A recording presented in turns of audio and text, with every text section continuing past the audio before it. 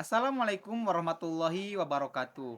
Halo semuanya, perkenalkan nama saya Fahmi Nur Aziz, salah satu mahasiswa dari Universitas Nusa Putra Sukabumi, kelas MN22G. Di sini saya akan menyampaikan hasil dari tugas yang diberikan oleh dosen pengampu mata kuliah Ekonomi Makro. Pada pertanyaan pertama, dosen menanyakan bagaimana hubungan konsumsi terhadap permintaan agregat dan bagaimana hubungannya dengan tabungan. Konsumsi memiliki pengaruh yang signifikan terhadap permintaan agregat dalam suatu ekonomi. Permintaan agregat merupakan jumlah total barang dan jasa yang diminta oleh individu, rumah tangga, perusahaan, dan pemerintah dalam suatu perekonomian dalam periode waktu tertentu. Tingkat konsumsi juga dapat mempengaruhi tingkat tabungan dalam suatu perekonomian. Tabungan adalah bagian dari pendapatan yang tidak dikonsumsi dan disisihkan untuk digunakan di masa depan. Tingkat konsumsi yang tinggi cenderung berarti tingkat tabungan yang rendah karena lebih sedikit pendapatan yang disisihkan untuk ditabung. Di sisi lain, jika tingkat konsumsi rendah, individu dan rumah tangga akan cenderung menyisihkan lebih banyak pendapatan mereka sebagai tabungan. Tabungan ini kemudian dapat digunakan untuk investasi baik oleh individu maupun oleh perusahaan yang pada gilirannya dapat meningkatkan pertumbuhan ekonomi. Pertanyaan selanjutnya yaitu jelaskan dengan maksimal teori siklus hidup dan teori pendapatan permanen. Teori siklus hidup atau bisa kita sebut life cycle theory merupakan teori yang dikembangkan oleh seorang ekonom yang bernama Franco Modigliani pada tahun 1950-an. Teori ini berfokus pada asumsi bahwa individu merencanakan pola konsumsi mereka sepanjang masa hidup, termasuk saat mereka masih bekerja dan setelah pensiun. Beberapa poin penting dalam teori ini adalah konsumsi dipengaruhi oleh pendapatan selama siklus hidup individu. Individu cenderung mengatur konsumsi mereka dengan mempertimbangkan tingkat pendapatan pada saat ini serta tingkat pendapatan yang diharapkan di masa depan. Individu cenderung menyimpan dan mengakumulasi aset tabungan selama tahun-tahun produktif mereka untuk digunakan pada masa pensiun. Teori pendapatan permanen atau kita bisa sebut permanent income theory merupakan teori yang dikembangkan oleh seorang ekonom yang bernama Milton Friedman pada tahun 1957. Teori ini berfokus pada gagasan bahwa individu mengatur konsumsi mereka berdasarkan pendapatan yang dianggap permanen atau stabil dalam jangka panjang, bukan hanya pada pendapatan sementara atau fluktuatif. Beberapa poin penting dalam teori ini adalah individu cenderung melihat pendapatan mereka dalam jangka panjang, seperti rata-rata pendapatan selama beberapa tahun, sebagai patokan untuk mengatur konsumsi mereka. Individu cenderung menyimpan atau menabung sebagian pendapatan yang lebih tinggi daripada pendapatan permanen mereka dan mengkonsumsi sebagian pendapatan yang lebih rendah daripada pendapatan permanen. Terdapat perbedaan antara pendapatan yang bersifat sementara seperti bonus atau penghasilan tambahan dan pendapatan yang dianggap permanen seperti gaji rutin, individu lebih cenderung menabung pendapatan yang bersifat sementara daripada mengkonsumsinya. Pertanyaan selanjutnya, bagaimana dengan konsumsi jika berada dalam ketidakpastian? Oke. Ketika individu atau masyarakat berada dalam kondisi ketidakpastian ekonomi atau keuangan, hal ini dapat mempengaruhi pola konsumsi mereka. Dalam situasi ketidakpastian, individu cenderung menjadi lebih berhati-hati dalam pengeluaran mereka dan mungkin menahan diri dari konsumsi yang berlebihan. Pertanyaan yang keempat, apa itu perilaku konsumen? Mengapa itu begitu penting? Pertanyaan nomor 4. Apa itu perilaku konsumsi dan mengapa itu begitu penting?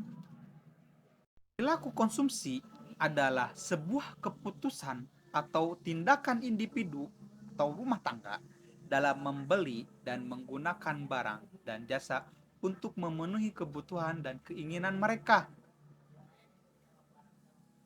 Proses ini melibatkan keputusan terkait dengan apa yang akan dikonsumsi, kapan, di mana, dan bagaimana konsumsi akan dilakukan. Perilaku konsumsi sangat penting karena memiliki dampak yang signifikan pada perekonomian dan pertumbuhan ekonomi secara keseluruhan. Konsumsi adalah salah satu komponen utama permintaan agregat yang berperan dalam mendorong produksi, investasi, dan penciptaan lapangan kerja. Ketika tingkat konsumsi tinggi, hal ini dapat mendorong pertumbuhan ekonomi yang lebih kuat. Selain itu, perilaku konsumsi juga berhubungan erat dengan sektor bisnis dan industri karena permintaan konsumen membentuk pasar untuk barang dan jasa yang diproduksi. Pertanyaan selanjutnya, apa itu permintaan stok modal dan arus investasi? Bagaimana kaitannya satu sama lain? Permintaan stok modal atau kapasitas stok demand merujuk pada jumlah total modal fisik seperti mesin, peralatan, bangunan, dan lain-lain yang diinginkan atau dibutuhkan oleh perusahaan atau sektor ekonomi dalam jangka waktu tertentu. Permintaan stok modal mencerminkan keputusan investasi jangka panjang yang dibuat oleh perusahaan atau individu dalam meningkatkan kapasitas produksi mereka. Sementara itu, investasi mengacu pada jumlah uang yang dihabiskan oleh perusahaan atau individu untuk memperoleh atau meningkatkan aset produktif seperti modal fisik, saham, obligasi, atau aset finansial lainnya. Arus investasi mencerminkan transaksi aktual yang terjadi dalam perekonomian. Kedua konsep ini saling terkait dalam konteks investasi.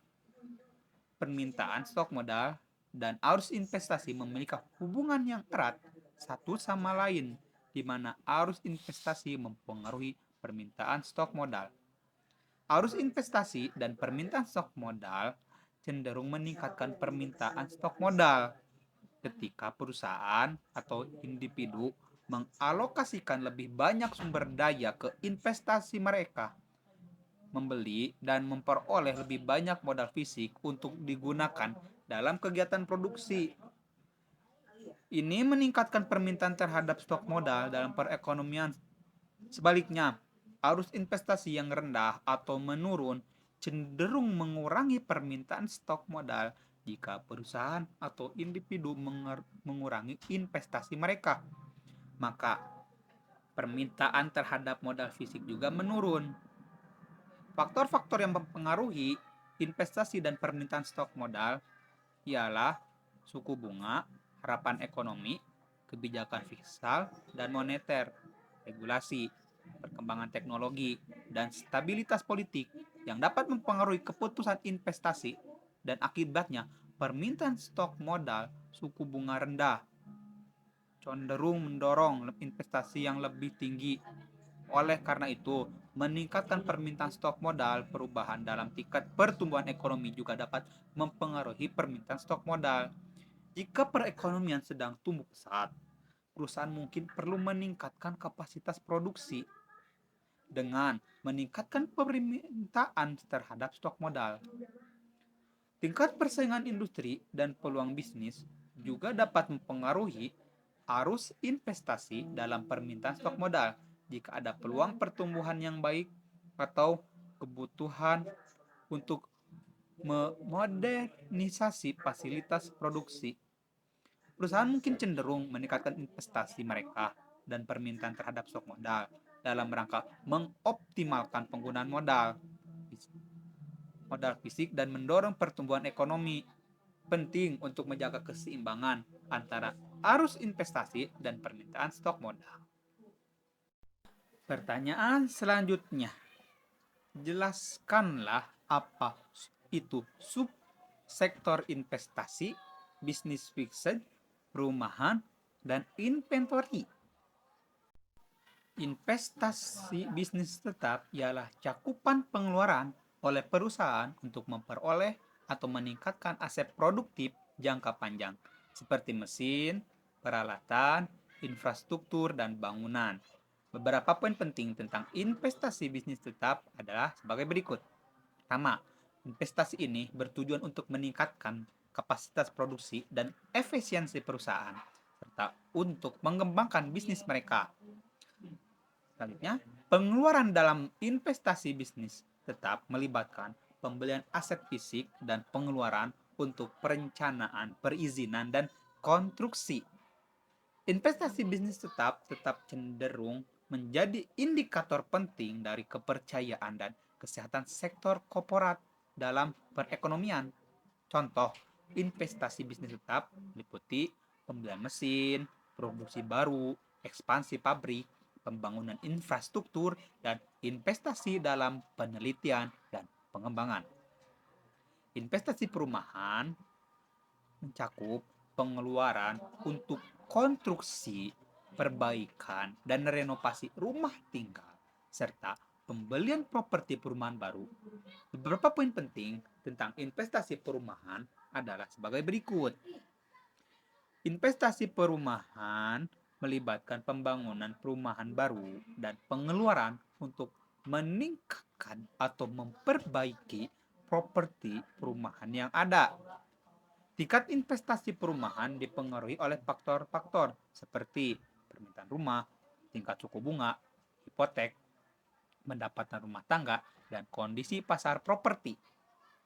Investasi perumahan memiliki dampak yang signifikan terhadap sektor konstruksi, industri material, bangunan, serta sektor terkait seperti peralatan rumah tangga, furnitur, dan perabot rumah tangga.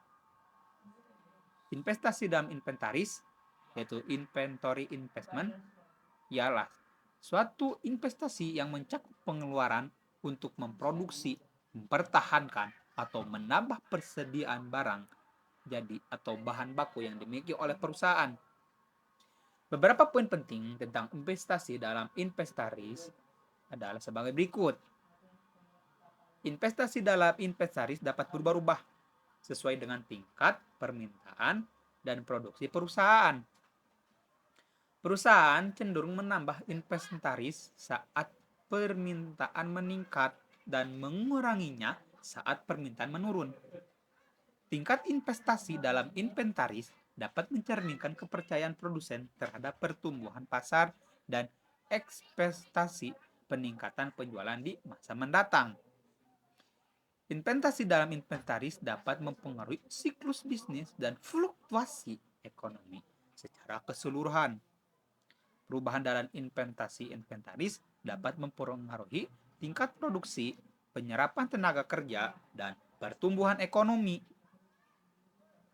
Pertanyaan terakhir, bagaimana hubungan antara investasi dan permintaan agregat? Investasi memiliki hubungan yang erat dengan permintaan agregat dalam perekonomian. Permintaan agregat mengacu pada total pengeluaran yang dilakukan oleh konsumen perusahaan pemerintah, dan sektor luar negeri dalam suatu perekonomian pada suatu periode waktu tertentu.